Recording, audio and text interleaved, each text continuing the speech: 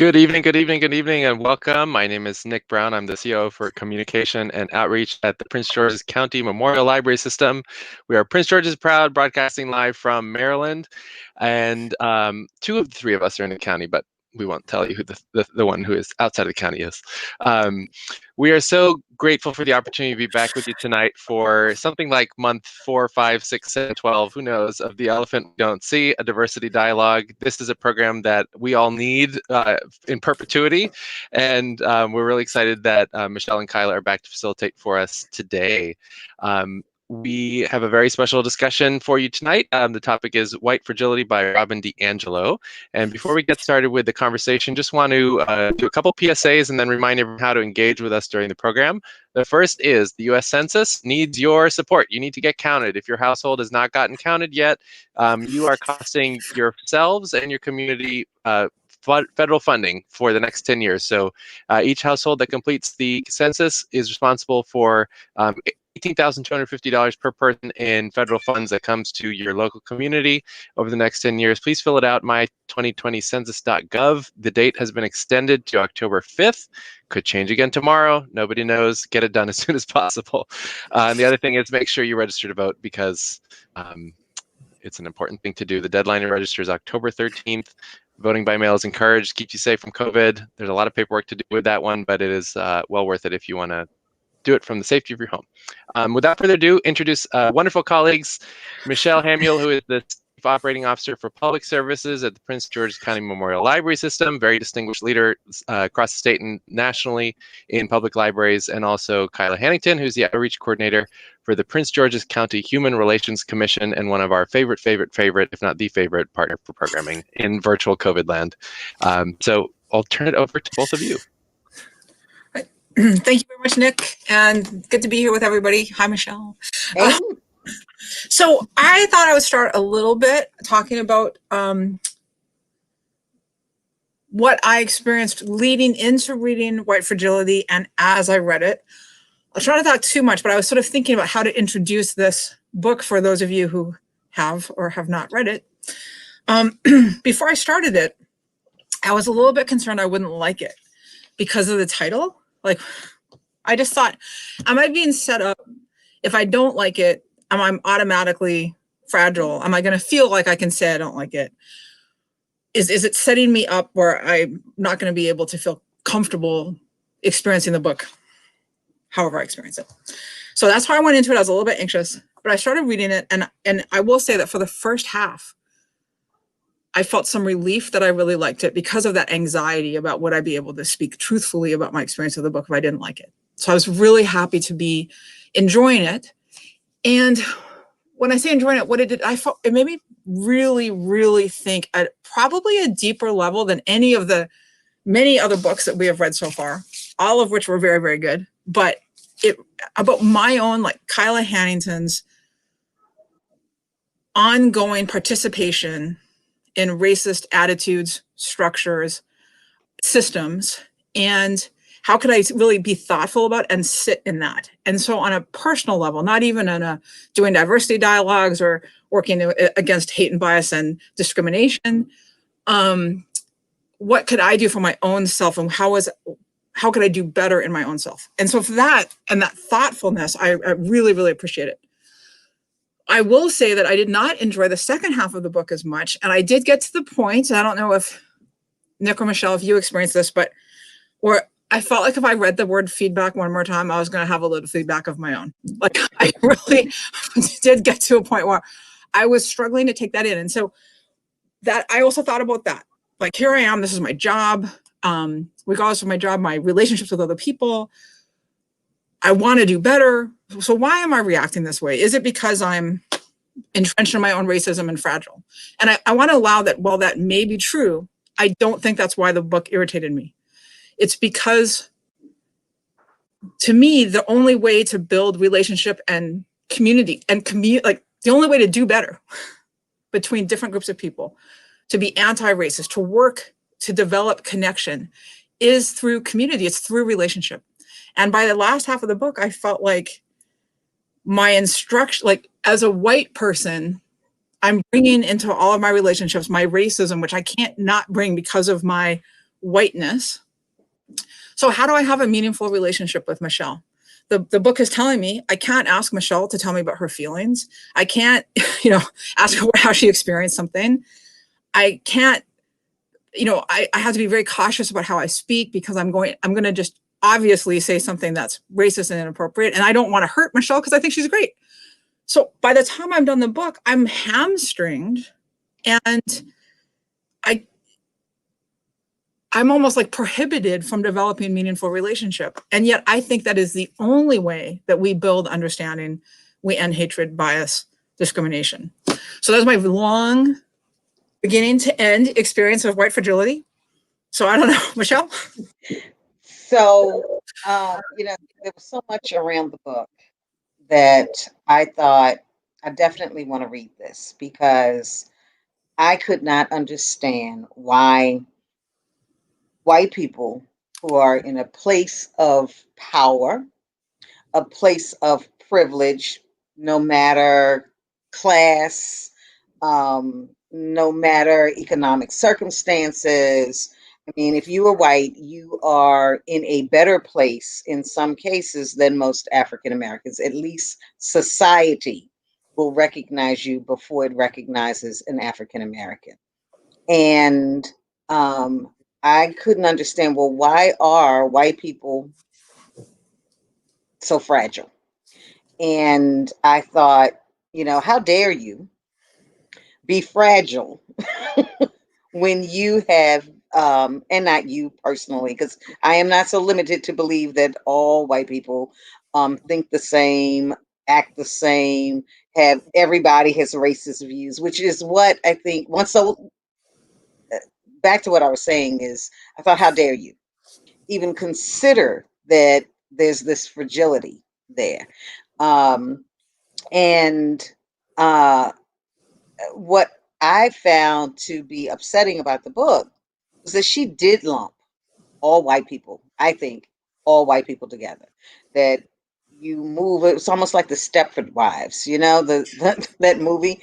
Everybody thinks the same, behaves the same, feels the same, has the same interactions with people of color, and have the same response to their interactions with people of color. And that I almost wanted to call the book Black Fragility, because she actually believes that, what I got from the book is that she believes we are so fragile that you should not ask us anything. And I would much rather, because everything to me is about relationship. I would much rather someone ask me about my culture, about my heritage, ask me about what makes me who I am, than to make assumptions about who I am and where I've come from, what I have experienced. Because no two people, even if you're the same color, even if you grew up in the same neighborhood, no two people are alike. And, we are who we are based on the experiences we've had. She doesn't give you room for that. She also doesn't give you any suggestions on how you overcome. We were having a conversation earlier, and Nick was asking, well, Michelle, how can I be more supportive? He felt like he had offended me in some way. And I think it's funny, because I think Nick should know me well enough that at some point I'm going to tell him, because of our relationship, I'm going to tell him, Nick, you really ticked me off, and it might not have been that nice, but and I might not do it right away, because I really do try to be more conscious of how I say things. Because if we're going to get to resolution, you do have to understand that everybody is fragile in some way. And the last thing I'd want to do is to damage what I think is a good relationship. And so, but if I'm not able to say to him, you really offended me, or that was really upsetting to me, or when you said, this is how I felt. If you're not willing to do that, then nobody moves. And if you didn't know that you offended me, guess what? You're going to keep doing that. You're going to continue to do that to me. You're going to continue to do it to other people. And then what you're doing is ruining your reputation with others that you think you're trying to build relationships with. So I was really I'm not sure this book, Matt, because I'm not white. I'm not sure what this book offered to others. Nick, did you want to? Oh. Oh, I have many thoughts always. But I think going back to what you were talking about, Michelle, I think our relationship is such that we have the openness together where, I feel comfortable even saying, oh, I think I screwed this thing up, and I'm coming to you and asking for your input on it. I could see in other situations where I don't have that kind of relationship with the other person, where the reaction could have been completely different, and maybe someone had perceived the interaction as I had been afraid of. But I think the relationship piece is key, and we should hope to have such strong professional relationships that we can be open with kind of learning from each other and how we can be better as colleagues and supporters and such. One thing I don't want the next comment to be interpreted as an endorsement of this idea or anything. I'm just throwing it out there for discussion. Given the ongoing and incessant issues with systemic racism at the hands of many white people, and systems of white domination, many of which that she talks about, could this book be viewed as her attempt to say to the group en masse, hey, we have a really big problem, and it's been going on for all these years, and there's been attempts to get better, but in reality, it hasn't been made urgent enough of an issue for this whole part of culture that we need to say there's this white fragility problem. I don't know if that's the intention or even a good reading of it, but it feels like the people who are. It feels like, as we know, there's so much perpetration of violence and hatred coming out of this one demographic group, even if it doesn't represent everyone in it, that there is something there, which is the whole notion of the movements that have been coming up in the last few years that we continue to support. I don't know if that's a conversation point for continuing or not, but. So, yeah, I think, Kyla, you and I kind of talked about that a little bit yesterday when we talked about the purpose of the book. But Kyla was saying it's kind of like throwing stones at me. And so will it bring about, you think that if that was her purpose, Nick, then she would find another way to do it. Kyla, you want to talk about the throwing the stones? Yeah. So, I mean, essentially, it kind of goes back to what I started, which is like, I said to Michelle, so that I moved to Hawaii in 1988 when I was 14 years old. And before I moved to Hawaii, I lived in a small town in Sycamus, British Columbia. Anybody? So I'm waiting for our viewers from Sycamus to chime in. Very small town. And so at 14, I moved to Hawaii. And through getting to meet so many different people, and it's subsequent to living in Hawaii, I've lived in a number of different places, and I've met all kinds of people from all kinds of places with all kinds of family backgrounds. And so what I said to Michelle is that I'm not the same person in 2020 that I was in 1988. And it's through relationship and learning and experience with other people. And the example, I mean, I actually told her a story of something that actually happened to me, which is when I first moved to Hawaii, I'd been there for like 2 weeks, and I was running around. I'm going to use this is it's a metaphor or a simile. Somebody can tell me in a moment which one I'm about to do. But it's also a true story, but I think it illustrates a point I would like to make, which is just after I moved to Hawaii, I was running around the track with my friend Natalie, and somebody started throwing rocks at me. And I'd never seen this person before. I'm not aware of it. The first time I saw her, this person was her throwing stones.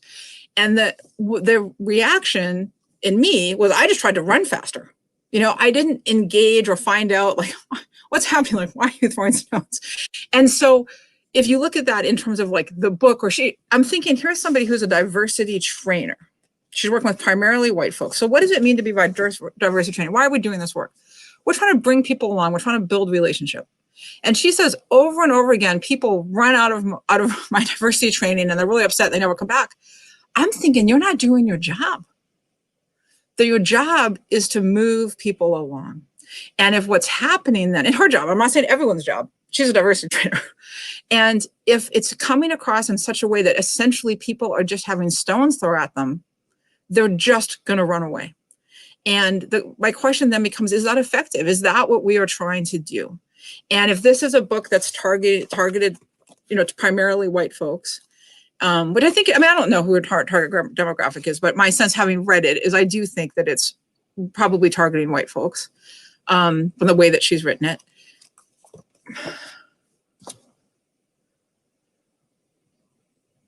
Did I feel like I came away with as I said, the first half, I was truly like, okay, wow, how am I still contributing? How am I still participating in these structures?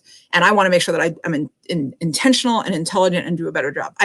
Truly. And getting to the end of it and just feeling annoyed. That is where I think, if I use myself as an example, but also the people that she mentions who, left her, constantly. Something about the way that she was delivering her message made it hard to hear. And where I think that's relevant is if I'm trying to, again, the relationship, I have an issue with someone, or Michelle's doing something and it's bothering me, I can talk to Michelle, or I can metaphorically throw stones. And if I talk to Michelle, I'm much more likely to have change, to have Michelle change, because she's going to understand or hear what I'm saying. If I throw stones at Michelle, she is just going to run. She's going to run away. So that's my throwing stones story that I told Michelle yesterday. So the thing that I think she was really good at is pointing out some things that are offensive. When she uses I was trying to find it, and when she talked about when a woman said, I don't see color. And as African Americans, we hear that all the time. I don't see color. Well, then you don't see me. Or you need to get your eyes checked because clearly a Black woman is standing in front of you. But anyway, she goes on to say that, when we don't recognize a person of color in the room, or I'm going to say marginalize that person's experience, then we've done a disservice. Because she talked about, thinking that my experience at work, and this is a good one for Nick. I think Nick has seen enough to understand that my experience at work is not the same as his experience at work. And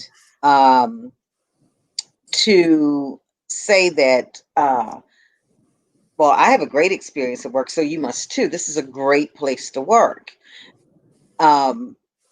Just kind of makes it seem like, this is one of the, I think, redeeming parts in this book. She clearly gets that if you have not walked in my shoes, then your experience can't be mine. And as a white American, you have to recognize that first before there's anything else. Before you can move forward, you have to understand that two people walk in the room. One looks like me and one looks like you, Kyla. The treatment may be different, or it looks like Nick. And as you said, sometimes your experience has been that white men don't respect you the same. And so if the three of us walk in the room, the person who holds that power at the time is probably going to be Nick. Second, you, and I'm going to be third. And there will be someone in the room who will say, oh, no, Michelle's experience has to be ours. She's a COO. She's, she's doing the job it's almost the same job that Nick is doing. They're at the same level. Their experience must be the same. So I think that she gets that the experience is not the same. But what she doesn't say is, how do you, which is where Nick was saying, he needs, he's able to say, did that offend you? What could I do what could I have done differently? But that's what she doesn't offer. She just kind of says, okay, well, you got to let it happen. You got to understand it and let it go. She doesn't give you anything to help you as the reader. And that's where, I mean, if we are really going to address racism in America through literature, then that literature has to include a solution or a possible solution or an avenue for the solution. And this book did not do that for me. Yeah, so I don't know if you have that quote handy. I don't have it, but from the Atlantic article where And that's what I've been sitting here looking for. I closed out the darn article. Okay. And actually, part of it is because we have a question from Beth who wanted to know like what I found upsetting about the second half of the book. And maybe upsetting is maybe not the word I would use. I would say maybe a little bit more that it was irritating for me. And there was a wonderful quote from an Atlantic article that if we can find, I would like to use in place of my own thoughts, just because it's a lot more clear than what I would try to say. And I think it's essentially, I'll try to get at the nugget of it, is that I felt by the last half, like my experience by the end of the book was that for me, that if I took the messages, which seemed to me to be contradictory. So one is that I can't ask, like I can't say to Michelle, oh, hey, Michelle, how was, sorry, my Canadian's coming through now all of a sudden. I can't say to Michelle, you know, hey, how was that for you? Like, what was your experience? Because I can't have, I'm not, you know, it would be, I'm making her do emotional labor by asking her experience about something. But to me, what type of I mean, that's the foundation of a relationship with any person, is to be like, hey, how's it going? Or tell me about your experience. And so it was this kind of, I keep saying the word hamstringing. And so we've been doing a lot of this and reading a lot of these books and talking about like what is a diversity dialogue and how can we become more culturally competent, or how can we be more aware of our biases and check our biases and recognize that we all have them. And once we recognize that we have them, what do we do about it? All of those things. And that's where I think the first half helped me again. Okay, where am I still participating and how do these structures benefit me? And I don't want to devalue that, because after having, you know, we've been doing this for a little while, and these are great books. And so to be able to get something that gives me something new is valuable. To finish the book and feel like I can't, if I was to follow all of the rules in the book, I don't have the ability to have a meaningful relationship with someone who's a non-white person, basically, if I followed the rules. Mm-hmm. And I don't know, did you follow that, Nick? Well, the thing that's been coming to mind a lot for me is the way that the experiences with these interactions are so context specific, and there's been a bunch of good commentary in the comment feed here. I grew up in Massachusetts, not exactly where she has been based, but more around Boston, in and around Boston, and you know, I feel like this area as a whole is decades beyond Boston in terms of having the relationship-centric conversations of trying to get better as a community, which is not to say that we're in good shape here at all. Just, I think we're at a different place in the continuum because this is a much more diverse area. So it feels like for me, this book, whether it was intended or not, is in some ways not necessarily useful, as you've said, in terms of giving the roadmap for how to be better, but rather trying to wake up a certain amount of people who are at a certain place in their own progression with acknowledging their own biases and discriminatory behaviors to start to consider them. Because I think if you were going, you know, when I grew up, it was, you know, we're on the left side of the political spectrum and we don't see race, and I've come from a mixed race background, and okay, that was great, but that's not the reality, and we all know that now. But that we're at a very different place now as a society than we were in the 90s, for example. So I think the takeaway for me really with all of these different books and perspectives that we're reading is that there's no one of these books that is the answer, and there's no one book that provides a roadmap. And the only thing that we could possibly do for those of us who are dealing with being in positions of privilege in different settings is to read as many different things, to engage in these conversations so that we can get a sense of the different perspectives and constantly be self-criticizing and figuring out what we can do better, because it is a continuum. And I think, unfortunately, even though we might want the simple solution of, okay, here's Dr. Kendi's book. He tells me I'm going to be racist in these behaviors and not and anti-racist in these other ones. And if I just follow the anti-racist definitions of behaviors, I'll be fine. That's just not the reality of it. So the quote I think we were talking about, because we talked about a couple of them, Kyla. This is the quote on racism, and it says, DiAngelo's depiction of white psychology shape shifts according to what her dogma requires.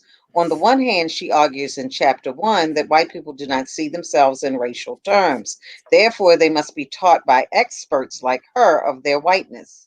But for individuals who harbor so little sense of themselves as a group, the white people whom DiAngelo describes are oddly tribalist when it suits her narrative. White solidarity, she writes in chapter 4, requires both silence, and that's what I was talking about earlier, about anything that exposes the advantages of the white population, and tacit agreement to remain racially united in the protection of white supremacy. But if these people don't even know whiteness as a category, just what are they now suddenly defending? Is that the one you were talking about? Actually, it was a different one, but that's a good quote too. That's okay. Okay. And I want to go back to something that Nick said, because I think it's really, as well, because I know that we have people tuning in, and we've had people following us from different places in the country. So thanks for tuning in again. And I know one of the reasons that we're that Michelle and I are doing this, but also that some people are viewing. And I really actually want to take a minute and just say I really appreciate that. I really appreciate that. Yes. Tune in and join us. But I know one of the drivers is that we are all together, viewers and us here in the studio, we want to do a better job. We want to create and be part of a world and help our own selves and also other people in part of that interest in making a better world. I mean, this book is a bestseller. And so what does that tell you? That tells you that people want to do a better job. Also a bestseller, people want to do a better job. And so first of all, I love that. I think it is heartening, and I want to do a better job. And I love that we're all moving in this direction together. And what Nick said, it's not, I really agree that it's not just one book. And I will say, and I'd be curious to know, Nick and Michelle, because you've been reading these along. The more that I read, it's amazing to me, having done various amounts of this work in different ways for many years. This last 6 months with you two, reading these books month after month after month, I really feel like it's starting to build up, I guess, more tools, at lack of a better word, more awareness. And so that is one thing I want to say for people who are watching, that I really encourage, to keep, there's so many wonderful books out there. I'm reading the book right now, not to get sidetracked, but next week we are welcoming this Dr. Glaude to speak about his book, Begin Again. And so I'm reading this in preparation for a different event. And I'm finding this book incredibly helpful to me as well in thinking about race in America, my role as a white person in America, and how much I am invested in, or the ways in which I may be invested in, perpetuating systems of power that benefit me. And I wouldn't necessarily think that way if I didn't read these. Probably if I didn't read these, I'd say that I was a good white person, capital G, capital W, capital P, because I think that's an important part of self-identity. And this has really helped me look at, I'm sure that there are ways, and I want to keep being conscious of ways in which I resist change because I fear for myself personally. So, according to this book, there are just some things that you should not address. Now, as an African American, if we're having this conversation and you've offended me in some way, and we have a genuine conversation, I think what I need, and it may not be true because I do not speak for all persons of color, but what I would need is for you to admit your place of power, and not marginalize it, to say, oh, no, no, no, no, no. I don't think that was it at all. That was not my understanding. No, we're having this conversation. Let's talk about what happened when the three of us may have entered the room and what was going on there. Those are the kinds of conversations that I think we need to have. And in her trainings, and I would hate to go to one of her trainings. I really would. Because if people are walking out, what is she doing to help repair? Because I would think, you're doing this in a place of business. So these people still going to work together. They've walked out. Now, how do you heal that? How do you move the organization forward? How do you move their relationship forward? So when does she say to them, what just happened here? And according to her, you don't say that. So how is that helpful? I mean, do we both continue to ignore that something happened? It didn't feel good for one, or maybe it did. I don't know. And what do we do about that? And I just don't believe people who really want to bring about change, who really want to make some self change. I don't believe that they really want to just kind of say, okay, well, that just happened, and ignore it. So I am trying to find the helpful piece in all of this, and I can't. And what is troubling to me is that probably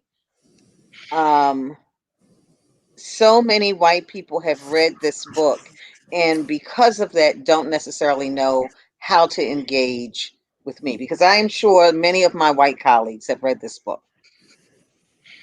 Didn't change any behaviors, because I was just in a meeting where I was overtalked. And not in Prince George's County Memorial Library System. I'm talking about another organization, but I am sure this person read that book, doesn't understand what she may have done. But we're never going to be in a place where we can have that conversation. And that to me is troubling. That may be the key, actually. Because we have been talking about relationship, and I think relationship is really important. To me, relationship is how you change the world, right? One person at a time, boots on the ground, get to know somebody, work, and it's slow, agonizing, but also great because you get to meet all kinds of new people. But it's, it's one person at a time. What you just said about here's somebody in a work situation is never going to know because you don't have that relationship. And that is where this book may be helpful for people. I said, and again, just from taking that step and how am I still perpetuating those things? Mm-hmm. There is a section in the book where she talks about a woman in conversation with somebody else. So it's a white woman in conversation with an African-American woman. And the white woman, okay, I'm laughing because anybody who's listening to these knows how Michelle and I talk. But the white woman, so they're talking, and the black woman saying something, and the white woman's kind of overtalks her. And when she's called out, the white woman says, "Oh, but I interrupt everybody." And the person, it wasn't racial. It's this is how I communicate. I communicate quickly. And the author is saying, hey, in this context, it's not harmless. And so Michelle and I talked about that yesterday because I was like, oh, I interrupt all the time. And we interrupt each other all the time. This is how we talk to each other. But that, when you read something like that, I think, those situations where there isn't relationship and there's not going to be relationship, how can somebody like me be attentive and aware that yes, Michelle and I as an example, we're buds, we talk, we have a great time. In a situation where it's not Michelle and I am in a meeting and it's not my friend or my colleague that I get along with very well, my habit of talking quickly, can I blame being Canadian? I don't know, but you do that every time we meet. Right, I think that's the point, is we can't say, oh, it's okay, I'm Canadian. We have to say, I'm gonna not speak. And so that is where, okay, I've changed. Maybe I'm coming around on the book, guys, while we were talking. Is that maybe for the people who don't have the ability to have that kind of connection, maybe that we can be more cognizant in work settings, in non-personal settings. Mm-hmm. I may have come full circle in 36 minutes. I don't know, Kyla. You didn't convince me, but because I still don't see this point counterpoint? Because I still don't see how she has helped in allowing people to have the conversation. Because what has she said other than, okay, well, just be silent? Yeah, for me, and like if we think about the chapter on white women's tears, for example, which I think was one of the most one of the boldest parts of the book in terms of like being very on the nose about something that I hadn't heard quantified or kind of described in this way before. But now when I reflect on a lot of different situations and different settings, I've seen that happen, and it's not good. I think if we view this as a provocation for self-reflection to a specific group of people who are way behind on their own kind of growth journey, that it's more effective there than telling people who have passed this stage already in terms of what to do next. Because I agree with you that it's not necessarily providing the answers to the questions that it prompts throughout most of the book. And it was interesting too in the one, like there's a couple of the examples of where she's doing the trainings and a white person who thinks they're liberal and totally, with social justice gets upset and they feel called out and they leave the room. And then she justifies it by saying, oh, well, the non-white people came up to me and said, thank you for calling them out. And she kind of uses those interactions as the validation for her whole approach without really acknowledging that she is just swooping into situations and not really having to deal with a longer term impact on the delivery of the training and the content. Mm-hmm. And I would think as a diversity trainer, you're really, in addition to imparting knowledge, you're also there to help heal. Because most places are not having diversity training for the sake of having it. There may be issues, and there needs to be some healing that takes place in organizations, because the systemic racism exists no matter the organization. And I just, as a diversity trainer, I would never allow that to happen in my training. Now, maybe I'm doing it all wrong. Maybe she's right. But I would not allow that, you find a way to allow the freedom for the hurt to come out, but then you find a way to heal, even if not everyone is accepting, but you create an environment so that it can be heard, it can be discussed. In our organization, we had some diversity training and some things came out, and it was we had an atmosphere where it could be discussed and people recognized the reality of what was happening. Could we bring about immediate change? No, but you couldn't shut it down, and you couldn't say, you weren't calling people out necessarily in that way. Mm-hmm. One of the kind of reflecting on some of the comments that are coming up, I'm not entirely sure who the responses are being directed at on there, but I've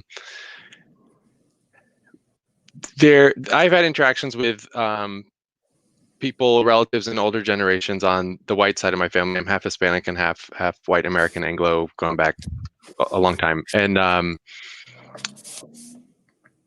something that I think this book does is, by using the terminology white fragility, it in some ways can alienate the people who need to hear this content the most.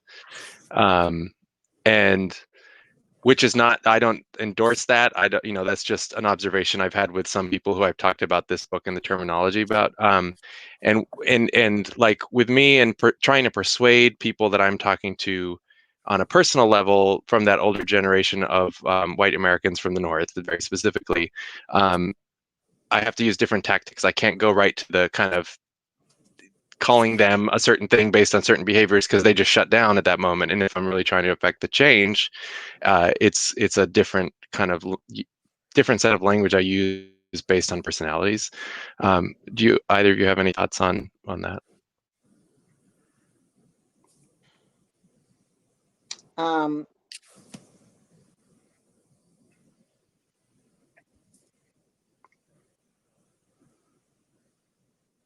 You don't have to have any. That's fine. That was just a reflection.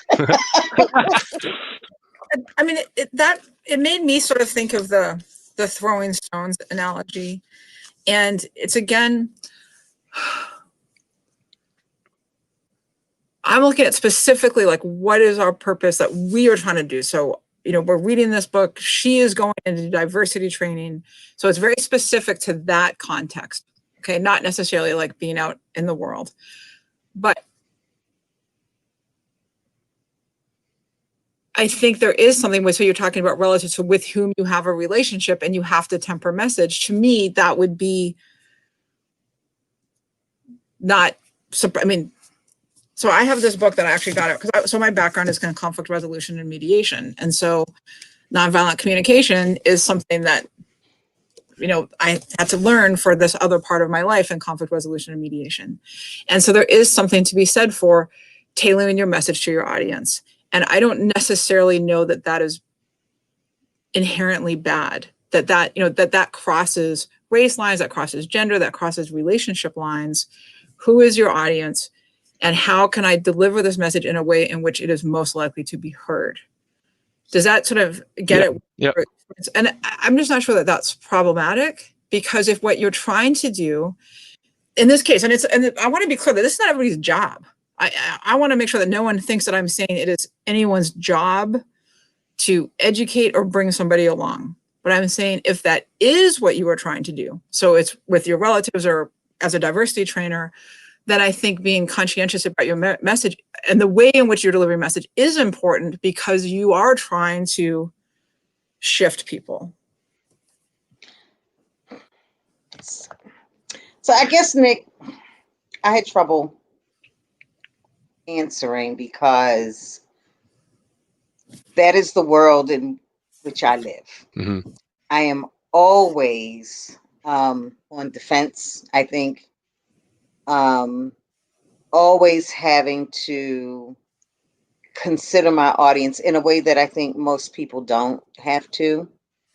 And it's really so that I can be, if I think I have something valid to say, I have to couch it in a way that others will hear me. And it is, and you have to be careful because, there's the such thing as angry Black woman. So if you say something a certain way with a certain tone, a certain octave, a certain amount of forcefulness, especially if you're passionate about something, people will see you as this angry Black woman. You often run the risk of being called in by supervisors. And she actually talks about that in the book, because of how you spoke to someone else. But rarely does that happen in the opposite direction. And so, so talking about, because I've, when I said something, her quote about, because this is the world I live in, it's a great place to be. It must also be a great place for you. For me, it is, if I am constantly considering how I speak to someone else or how I conduct myself within a group, or with a group of people, or how do I tailor something to be heard, I think other people do too, or should. Mm-hmm. The and I think probably women who are in a setting with predominantly men do the same thing because they need these men to hear them. I think younger people probably do the same thing because they don't want to appear as not knowing as much because of age. I think, but that's, and maybe that's not the case for anybody, but it is hard for me to imagine that you're in a group of people and you have not considered your one, what you're talking about. Because there's certain things you just can't talk about in certain groups in a way that people are going to be able to receive it.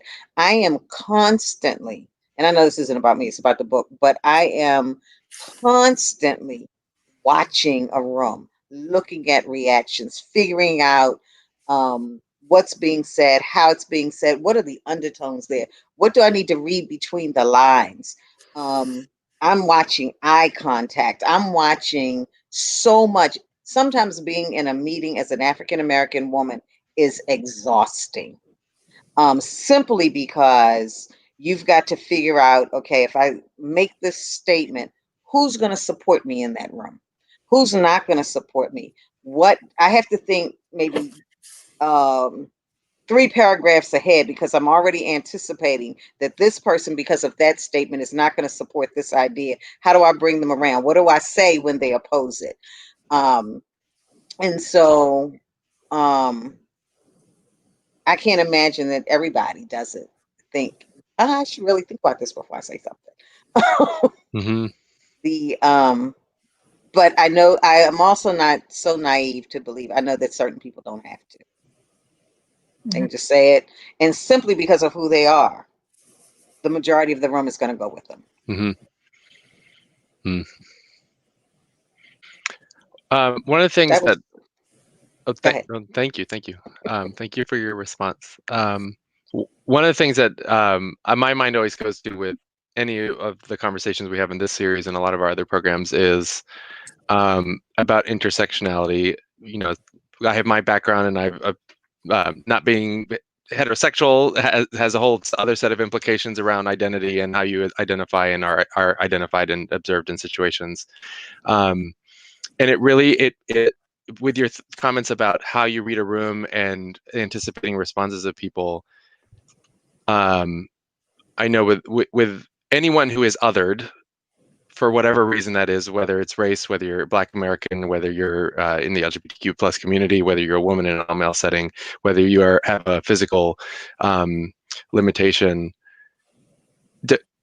our power dynamic can change so much depending on the context. And whether you're just there individually or others, like I have places where I like entire states where I do not travel because I know I would not feel safe being my full self in a public setting.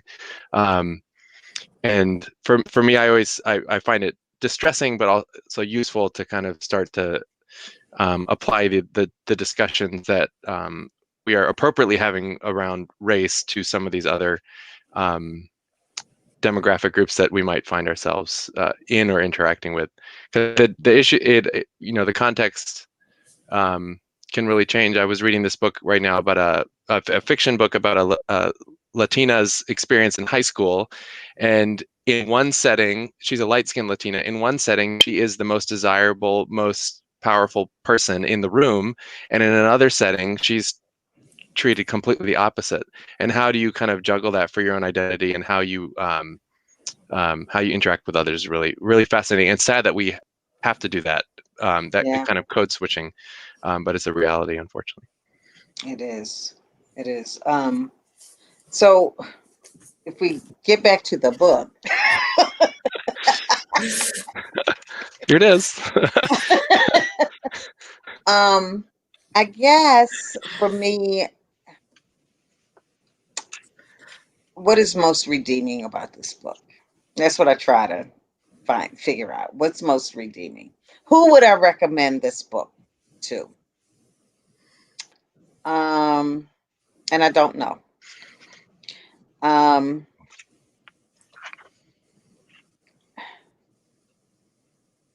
Is it for liberals? Not so sure. Is it for the progressives that she talks about in the book? I'm not so sure. I don't know if someone said, what's a really good book to help me understand what I'm experiencing? And I mean, what would that person have to be? So in order for you to recommend, that is the question. In order for you to recommend that book, what would you have to have observed about that individual to say, this might be a good book for you?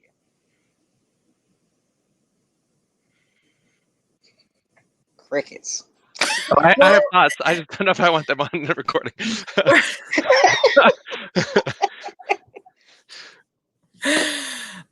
So I actually did recommend this to somebody when I first started reading it. And I mean, if I may, just because I related, I have a friend who I've heard experience, sort of express some of the things in this very opening paragraph where it's in the introduction. So it's like really the very brand first part of the book.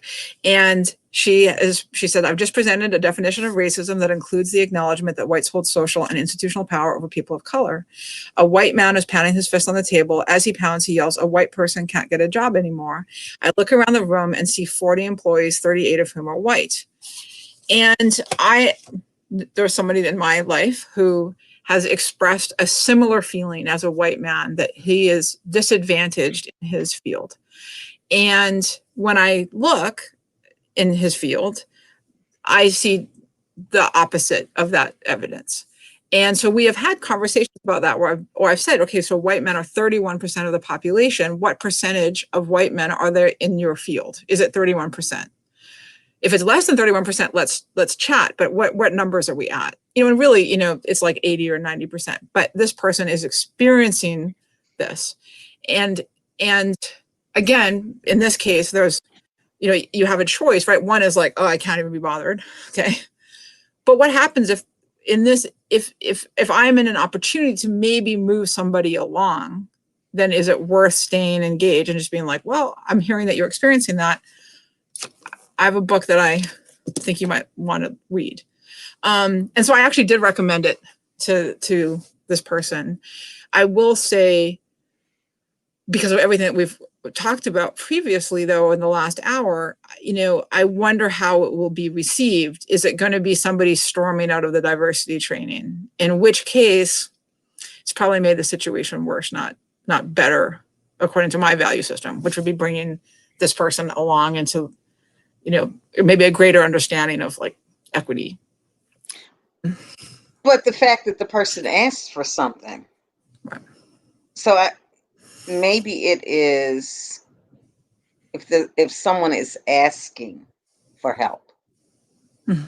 But I don't think you can go, when you are in a workplace and you're experiencing racism and you think you're going to help someone, you say, here, I need you to read this book. So I'm not sure this book, although, if I can get back to the beginning of the book. When I first read the book, when I first started reading it, I said, oh, wow, this is going to be really good. It was in the first chapter. I'm watching the time, Nick. I'm watching the time. I saw Nick glance at the time. Oh, yeah. But see, she's always reading the room. I just wrote in private chat, but now everyone can know. We're fine to go over a bit if you would like to stay on. Okay. Michelle was like, I was looking for an out. I'm looking for this book, but the first, where is it? I just scrolled past it. I did something I never do, which is decided to read the electronic copy of this book. So I don't have all my notes in here. Oh, here it is. Let's see. Is that it? Nope.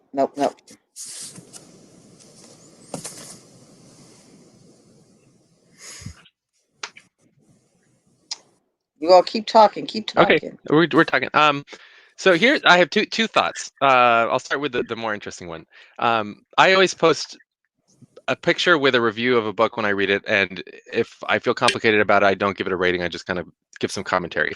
I have a certain group of people that I know from one of my professional chapters in the military where, given the climate and the divisiveness, we just don't talk about the hot button issues because, you know, we're interested in maintaining the friendship and relationship that we have. And if we got into those topics, it would not be healthy for maintaining that friendship in whatever loose way we do that. Someone who I love dearly, but who we don't I agree on many things ideologically or politically, they disagreed with some of the points in this book and some of the points that I made about the book and suggested some other things. But what that book did and my posting that I was engaging with the book did was we started having a conversation that was completely civil without it going off the rails. Now we kind of cut it off at a certain point, and yes, it does sound pretty fragile to me. But for the sake of my sanity, I didn't want to. I try and avoid engaging in those conversations with folks online because it's just treacherous. But so for me, this book led to like opening a little window of having a constructive conversation with someone who I typically can't go there with, which I thought was great, in its own ways, and I hope that I can go farther. The other thing I want to share, but I can wait till after Michelle, if Michelle found her quote. Did you find it? I did find it. Okay, go ahead. But you could have finished. No, I'm being differential. Go ahead. But she talks about who's at the table. She says that in the United States, things have remained similar. It's mainly white, male, middle, and upper class, able-bodied people at the table, men at the table.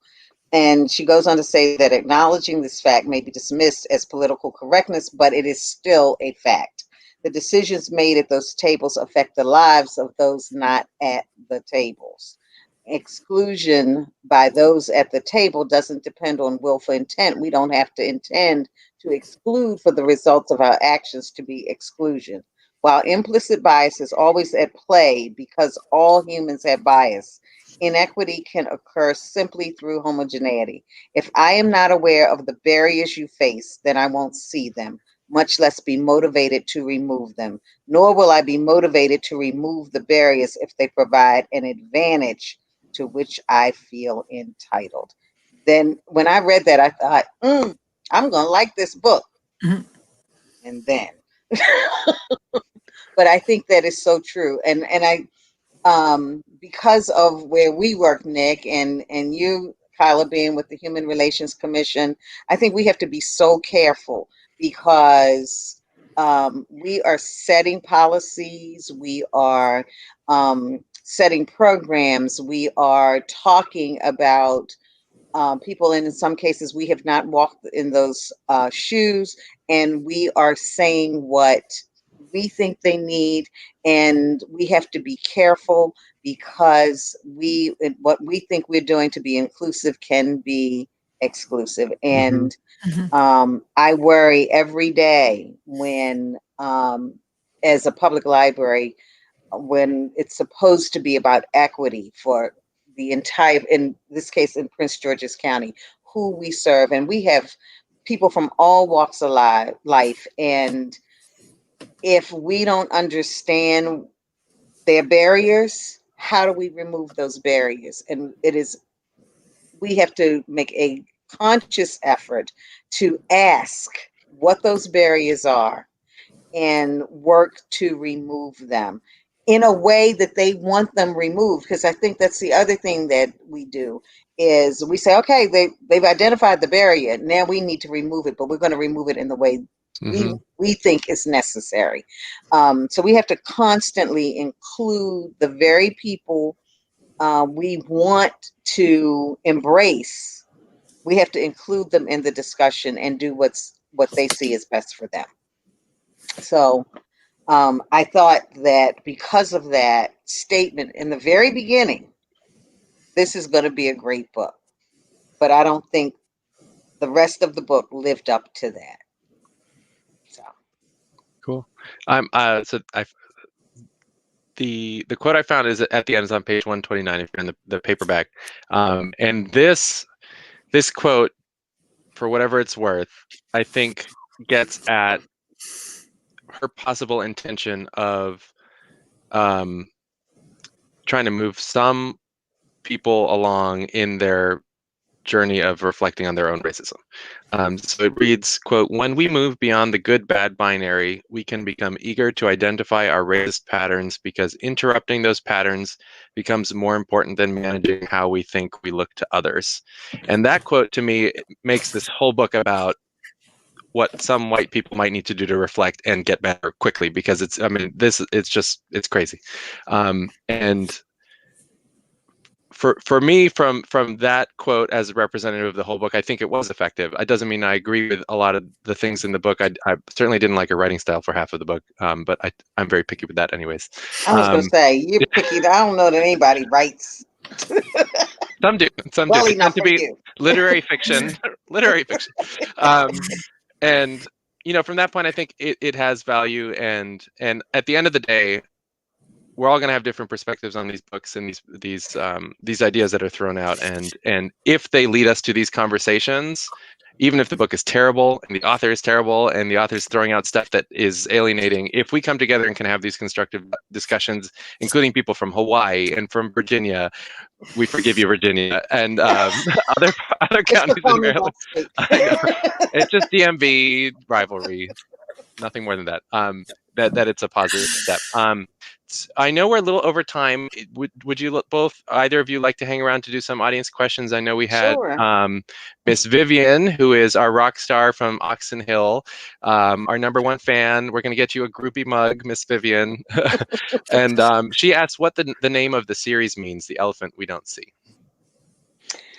I kind of grabbed onto that title because I took it from The Elephant in the Room. And very often we try to skirt around the issue of race. And most people are not willing to have the discussions. And many people are not willing to be as vulnerable as I'm willing to be. And then sometimes people aren't willing to be as honest as I can be. So it was really the elephant that you don't see, because that elephant sometimes, especially in, I'm going to say social settings and professional settings as well. Well, mainly professional settings. That elephant is plopped right in the middle of the room and everybody walks around. And it takes someone, I think, like me, who may be willing to point it out, say, hey, there it is. It's pink. It's got polka dots. You can't ignore it. It's right there.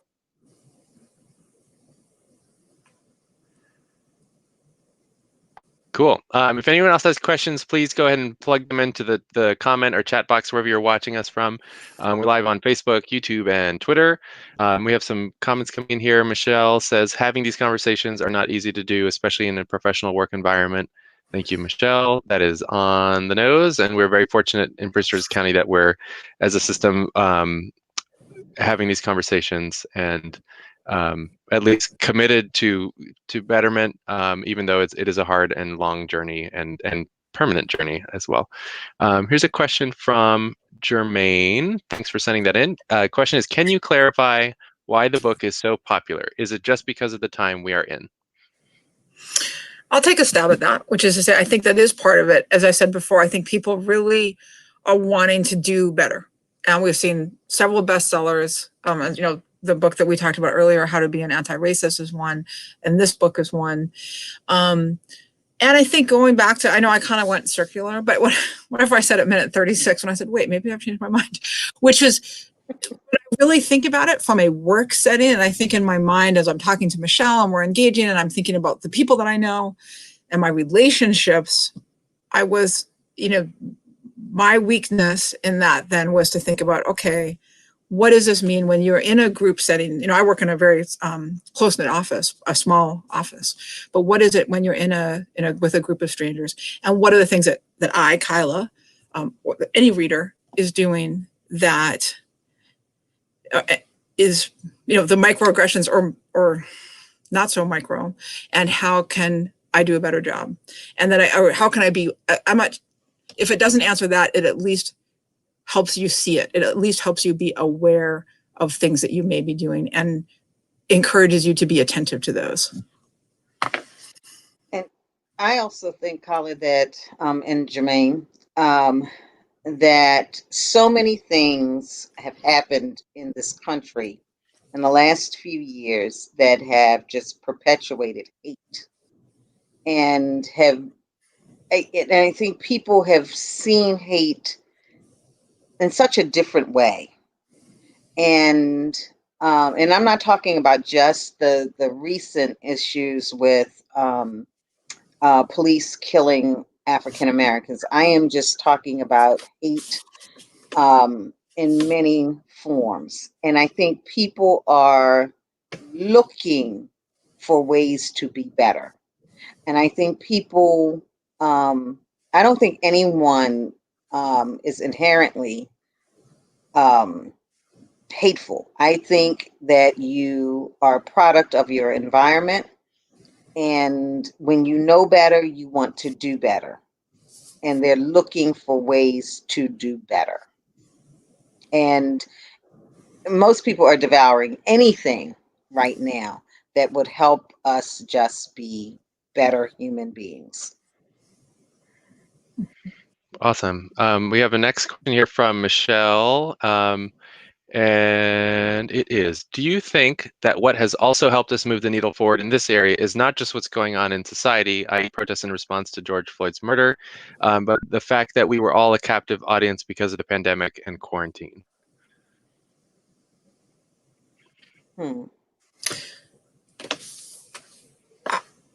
That's a good question. And it's not something that I had thought of until right this very moment. So my only way to look at it is to really try to check inside with myself. And I think that when I think about the pandemic, and it's not a joke, it's going to sound like I'm joking, but this is actually completely serious. When I think about the pandemic and quarantine, my experience is feeling like I want to, watch cooking shows because of the stress. I don't know. It's actually not a joke, but just, that's how I'm dealing with anxiety. And so it makes me think then, if I just use myself, I'm only one person, but if I use myself as a little bit of a litmus test, I'm thinking it is the societal shift, or what I hope is a really profound societal shift. White fragility's been around for a while. Mm-hmm. And so I'm not sure that it has the pandemic. I think that more attention is on it because of the pandemic, and because the pandemic happened with the social justice movements. And so I just think that just kind of made it a little bit more popular. But I think this started happening long before the pandemic. Michelle followed up with saying, I asked because I saw a meme that said they think we're crying for George Floyd when we're still crying for Emmett Till. Mm-hmm. Yeah. And for anyone who doesn't know who Emmett Till is, which is apparently a thing that people don't know about, which is kind of shocking to me, whenever you have a chance to visit the National Museum of African American History and Culture, there's a memorial there for Emmett. It is intentionally difficult for anyone experiencing it, and that difficulty is something that many of us who have been a little more removed from these experiences need to kind of confront. So I encourage you to check that out, and you can learn about that exhibit online as well. Okay, Daniel asks and says, I appreciate the honesty and openness of all the participants. How can we be more effective in addressing our own biases and promoting inclusion? That's what the series is about. Many thanks. I think we just have to recognize what they are and be aware when they happen. So we have to be willing to ask ourselves when something happens, ooh, why did that happen? Was this, what happened with me that caused me to think this way? And then intentionally do something to gain more knowledge, and then make the change the next time. Because when we have the blip, and I'm calling it a blip. So we have this blip. I think that we then have to recognize that we had the blip and understand what's happening with us. And then the next time do better. And not to say that it'll be the best possible thing that you could do the next time, but I think each time it gets better and better. In dealing with my biases, I know that I then try to seek more information. And I have ways, and sometimes I think people don't even realize that I've asked a question because I'm dealing with a bias, or I'm dealing with, and I'm going to say in some cases, an ignorance. But by asking the question and getting an honest answer, I know better the next time. We have two questions that we'll try and squeeze in here before we got to wrap. Thank you, Daniel, for that question. Thank you, Michelle, for your response. For real Miss Diva, and hopefully not for Realm Study Diva, which is a library joke for anyone in the library world right now. Are we really a product of our environment or a product of our expectations? I believe we are a product of our expectations. That's really well stated and insightful prompt and question. Thank you. I'm going to say I believe we're a product of our environment and the experiences that we've had. I am who I am because of who raised me, what I've been exposed to, the I don't think I am a product of my expectations, because sometimes I haven't lived up to those expectations yet. And I can't be a product of what I expect to be. It's when I have achieved my expectations and then I've created new expectations. Once I've achieved, this isn't making sense even for me right now, but once I've achieved my original expectations, I am a product of that. But then that has become a part of what I've been exposed to. Kyla, help me on that. No, you made perfect sense, and I want to give you a high five right now for saying I haven't achieved all of my expectations yet. So it's a high five on the yet. I love that as a way to describe yourself, and because actually it just really inspired me. So I'm going to try to use that now when I think about all the failed expectations of myself I have.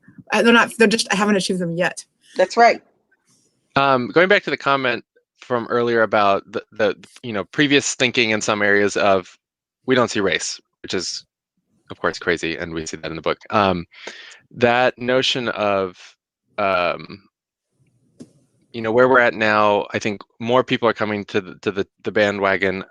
That's a bad word, sorry. More people are coming to a similar or common thought that the journey with equity, diversity, inclusion, and anti-racism is a permanent, long-term journey, that you're on the train. You can't get off of the train if you actually want to kind of continue long-term growth on this. And that's where the expectation, for me personally at least, I'm very self-critical. Look at how we all stumble over all of this. I know, no, but it's good. That's fine. So my expectation for myself right now, with being a better citizen and proactively trying to combat systemic violence and racism, especially against Black colleagues and friends and neighbors, is that it's not a binary, and the expectations can't be a binary, because no matter what I do, I will never be 100% anti-racist, or just because of my skin tone and my name, I'm going to always have privilege. So what I can do is expect of myself to be constantly aware and working towards betterment, and also acknowledge that it's not a binary, and that I can never just permanently have the kind of anti-racist switch on, because that's just not how it works, even if we're striving for that. Anywho. Okay, last one that we have time for is, let's see where it is. This is from Jermaine, and this is a practical question or comment. My company is having diversity training using an outside source. Would it be appropriate to ask what books the mediator has read, and if this is one of them, should I be leery of the training? Can I? I don't think so, but go ahead. Yeah, no, you answer, Kyle. Go ahead. I was going to say, no, don't be leery. Don't be leery at all. I mean, I think the thing is, first of all, the three of us were only three individual people, and all of us got some very positive things out of the book, and maybe at least two of us, some not so positive things. But there's a lot in there, and also somebody who's doing mediation or doing diversity training, the fact that they're reading a lot of literature, which would be reading this book, was hopefully part of their a lot. That's a good thing, I think. I agree. Gives you different perspectives, because when you walk in a room, you don't know who's in that room. And it is always helpful to have many different perspectives. And you don't know what the people in the room have read as a trainer. And you need to be able to, especially when it's something like white fragility, you need to be able to discuss it if it comes up in the training. Cool. And my 2 cents, not that anyone asked, is that given how prevalent this book is in the national kind of conversations around literature for anti-racism, if the trainer isn't at least aware of the main points that she's making, that would probably be of greater concern than them having read it, because them having read it could be they're endorsing it or just reading it to learn what the perspective is. Anywho, everyone's been great. I feel like we could go on for 3 hours, but we're going to let everyone go eat and have a cocktail or something like that. Michelle and Kyla, do you mind previewing the next book for everyone? Kyla, you have the book, don't you? No, I lent it out. Okay. Nick has the book. Why are all the Black kids sitting together in the cafeteria? It is an older book, but I think it has value. I read it a long time ago. I think I read it in early 90s, I think. When was it published, Nick? But I want to go back now. 1997. Okay, so it was late 90s, but it feels like it was a long time ago.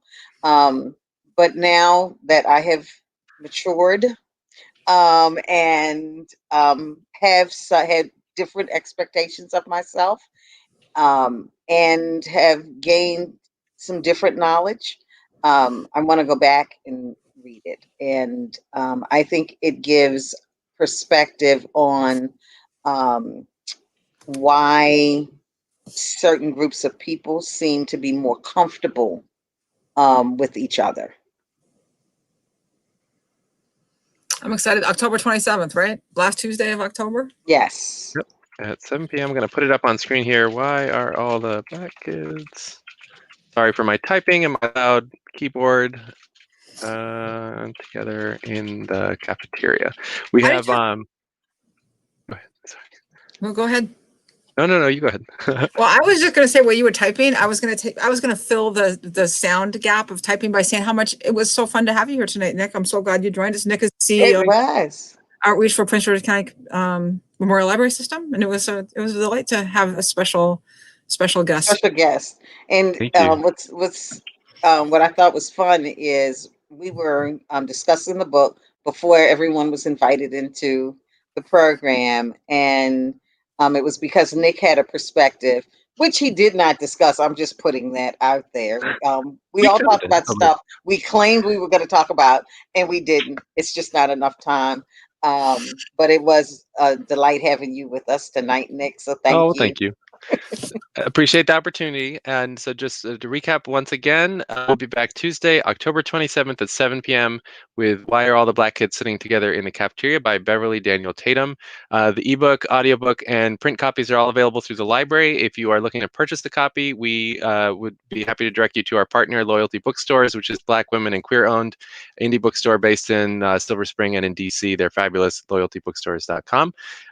We are going to be taking a break in November and December because everyone needs a break so that we can do the holidays, right? It's holiday time when we normally would be doing this series in November and December. So if you have feedback about the series, let us know. Kyla and Michelle will be chatting in the coming months to decide what the next steps are beyond October. You can also always revisit the past episodes, which are all available at youtube.com/PGCMLS. Upcoming author events galore and other events galore. Begin Again, Eddie S. Cloudy Jr., on James Baldwin and all things American society and race and class and such right now. We will be joined by some very special guests for that program. It is Wednesday, October 7th at 7 p.m. He's going to be interviewed by Renee Battle Brooks, who's the executive director of the Human Relations Commission, and she'll be joined by Rhonda Evans, who is a very special guest from the New York Public Library's Schomburg Center, where she's the assistant chief of the research library. She's also one of the library's podcasting gurus up there, and she has custody of the James Baldwin papers, so we're going to have a real great expert to join the conversation. Then we're also going to be hosting an author named Carter Sickles, Thursday, October 8th at 7 p.m. Carter's new book called The Prettiest Star is a fictional account of a young man from the rural Midwest whose family is not accepting of his sexuality. He moves to New York. He unfortunately becomes ill with AIDS and then kind of has a coming to terms with his family around that when he's kind of preparing for the end, which is it's really a powerful book. Also presenting that with the Human Relations Commission in commemoration of LGBTQ plus History Month, which is October. And last two plugs again, please do your census, my2020census.gov. You can bring $18,250 to your community. It is a great thing to do. That is books for the library, whether you like print books or ebooks. That is more hotspots for kids who don't have internet access at home in the schools. That is public health money for the next pandemic. Please, let's be better prepared as a nation, and all kinds of good stuff. And then, again, register to vote. Deadline is October 13th to register. Mail-in ballots started hitting mailboxes this week here in Maryland. If you have questions about that, feel free to contact our team at Ask a Librarian. They are back tomorrow, Wednesday, from 1 to 6 p.m. at 240-455-5451 in English and any other language that you might have a question in. We are here to help. Thank you, Michelle and Kyla. Clearly, I can be on QVC or the library version of that. Got my talking points down. It's good. Thank you all for your grace and for your insights and for having this conversation with us. The more folks who participate in conversations like this across the country, the quicker we're going to see change that's needed to advance human rights for everyone, especially Black Americans who have suffered for too long with all this. So thank you all. Be safe. Thank See you next time.